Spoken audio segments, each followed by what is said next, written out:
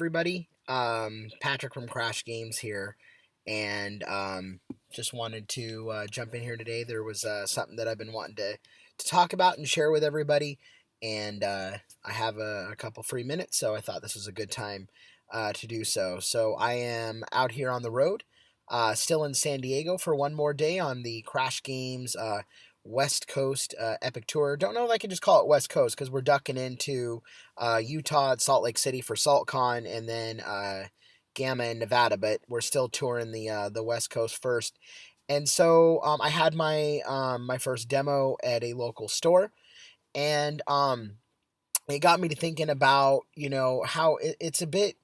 I don't think I want to call it strange, but it's outside of the ordinary for a store to host a publisher. Generally, when they do events, they'll host designers or play testers or design groups. So it's not often that they have publishers out. And so I thought this would be a helpful video for maybe other publishers that are considering demoing in stores, and for game store owners as well, for them to learn kind of what to expect. So I want to talk about some do's and don'ts, and I want to just give my general thoughts and advice. I actually come from the retail side. I managed a local game store for about a year in the Phoenix area, and so I have that firsthand knowledge to where I feel like my advice is more than just and I'm not going to get on here and list a bunch of gripes, but my advice is more than just a list of gripes or criticisms, when it's really coming from a place of how to enhance the process for both parties. Um, and since I have that knowledge from the retail side, I feel like it's a little more applicable than if I had never ran a retail store. So I demoed at Paradise Games in Vista last night. The owner, Rob, is a great guy. His employee, Pablo, that I interact with, another great guy. And they have a really nice store. They have quite a large play space. They almost have like as much play space as they do store. In fact, I think they have more play space than they do store.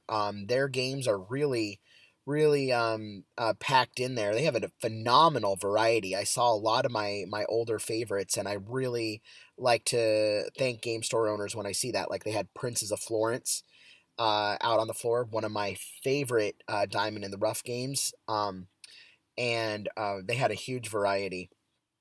Um, but because of that, because they have such a variety, they have everything bookshelved and nothing faced out, which can hurt a game's chance. But if that's working for Rob, great. I always was big on my store with facing and spacing, and you want to keep some of those titles faced out so that you can see the awesome artwork versus having it, bookshelved. But that's a whole other conversation of retail advice. That's a whole different post, and maybe if enough people are interested, I can go through that. But first, I want to give a huge thank you though to Paradise Games for having me out, and that's Dice, not like paradise like an island. I guess it's a play on words. So just want I don't know why I felt the need. Like I guess my OCD made me have to point that out. Um, but thank you to them for having me out. I was there their entire opening hours from 12 to 9 yesterday, and things heated up around 4:30, and it was great. So I also want to give a big thank you to all the people at Card Kingdom and Mox Boarding House in the Seattle area. I've been setting up and communicating with them on an event the first week of March. And people, if you're a game store owner or you work in a game store, these are your examples of who to look for, of how to do everything. All of my interactions with Card Kingdom have been phenomenal for years. Anything I've communicated with them, Maggie is great. Chris is great. All the people that I've been communicating with are phenomenal. Um, and so, and I'm spacing the name of the other buyer that I met in Essen, and he's great. And I don't want to say his name wrong, but he was with Maggie, and so um, it's not Bert. I don't know what it is. So, it's a unique name though, and that's why I've forgotten it. But he's great too. So, again, if you run a game store, you need to visit the store in Seattle. And I haven't had the chance to go to Mox. I'm so excited. I'll be demoing there on March the 7th, which is a Saturday. So I'm real excited to see that. I'm a big fan of theirs, but again, I can't say this enough. If you own a game store, Card Kingdom and Mox should be your examples of how to do so. Just everything and every time I communicate with them, it's phenomenal. So okay, I'll jump up off that soapbox. So um okay, so what what should a game store do? What are some do's and don'ts for them bringing in a publisher specifically, and for a demo event? So, for the first step, I think is an obvious one, but it deserves to be stated nonetheless, and that is recognize that the publisher is coming into your store at no charge to you. So this is they've incurred travel costs, they've incurred the cost of their time, as well as if they've brought any volunteers or employees with them. And so that should be the very basis of where you make all your decisions from, as far as on the retailer's end, of how you treat that person, and how you interact with them in that visit. Know that expense, is great. And so just there should be a level of respect, and I don't want to say gratitude because that sounds really arrogant, but there should just be a level of respect that comes with that. Bear with me, I need my morning juice. A little bit of an endorsement there, and I'm not getting paid for that. But that should be where it started. I've had game store owners in the past, and I won't mention them, where I've tried to set up demo events, and I have to like bend over backwards to get them to do it, and it's like I have to fight them to let me in their store. And all I'm trying to do is enhance their store with an event, and it doesn't cost them anything. Help them move my games. And often when I'm in a game store, I'm talking about other games. Like last night I was raging about Princess of Florence to this guy, and he ended up picking it up. So I sold a copy of that game, and it's not even my game. So don't be hard to do business with. And none of this is a response to last night. This is just general advice. General advice. How I Met Your Mother fans will get that. But this is just general advice for game store owners. So don't be hard to do business with. If somebody wants to come in now, if I'm asking to demo on the publisher side, don't ask to come in and demo on a Friday night. Know that store's schedule at least roughly. Like Friday night is generally Friday Night Magic, FNM for people. So that's a bad time. And weekends are good, but you want to make sure there's not a competing event like too big. Like you want to make sure there's not like a Netrunner qualifier or a Magic qualifier or a massive HeroClix event. Like do a little bit of research and know, hey, I know this store has this stuff going on. And if they do, be okay if they want to squeeze you into a small area, because again, you're trying to work with their schedule.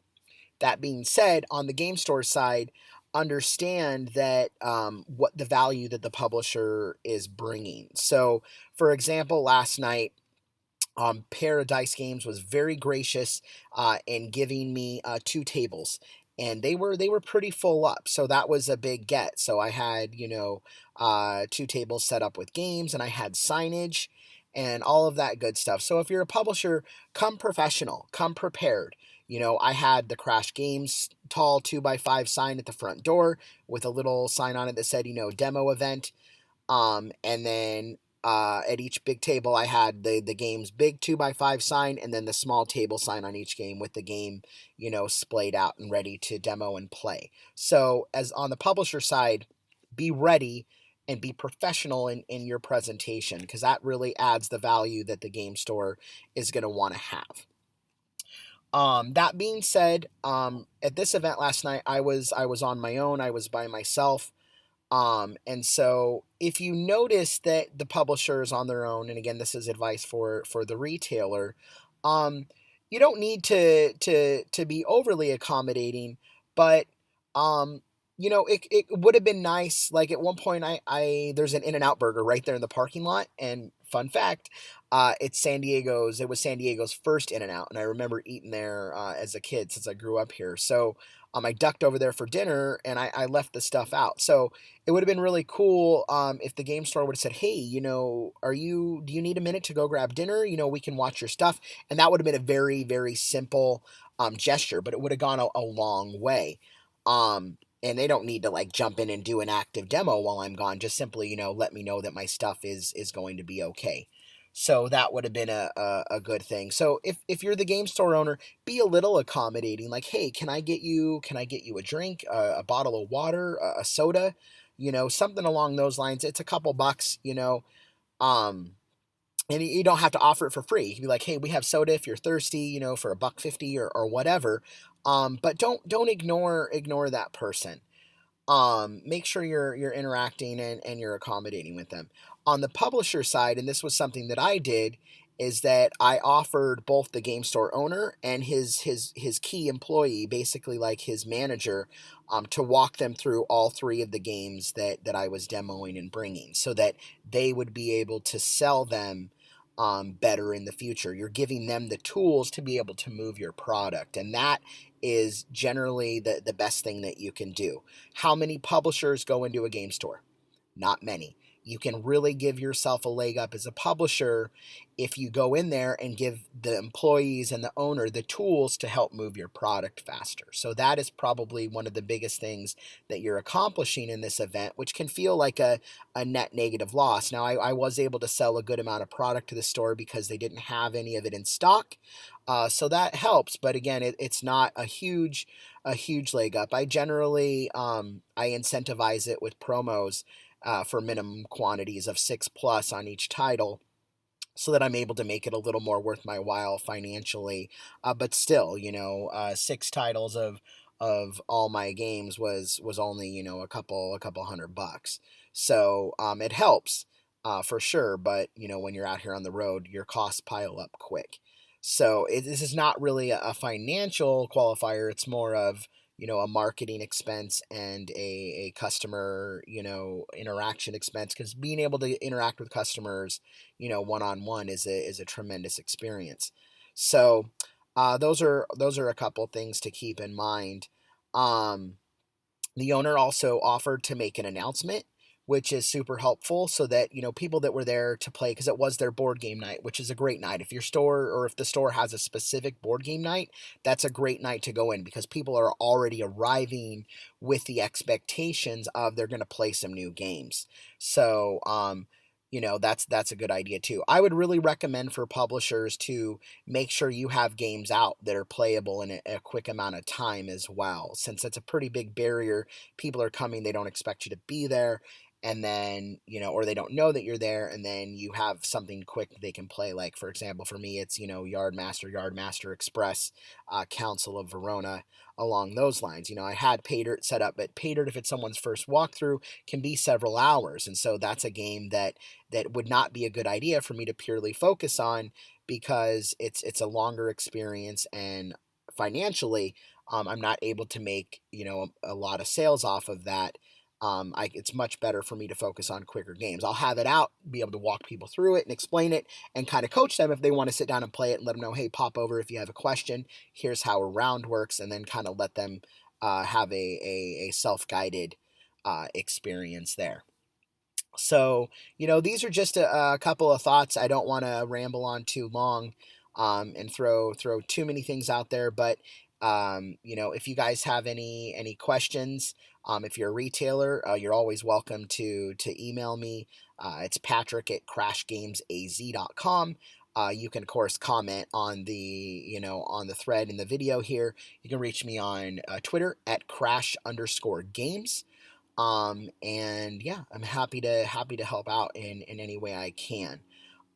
So thanks so much for watching, guys. Stay tuned. I'll be on the road tomorrow morning, headed for the San Francisco area, but I'm gonna keep recording vlog posts while I'm on the road to let you guys know how it's going, and so that you all know that I'm alive still. So thank you so much, and I'll see you guys soon.